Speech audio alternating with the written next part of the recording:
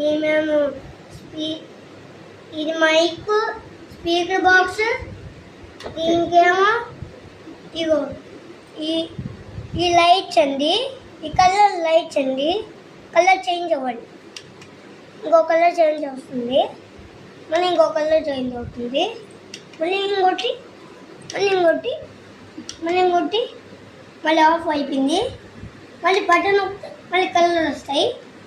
మళ్ళీ ఇదేమో ఇది ఆఫ్,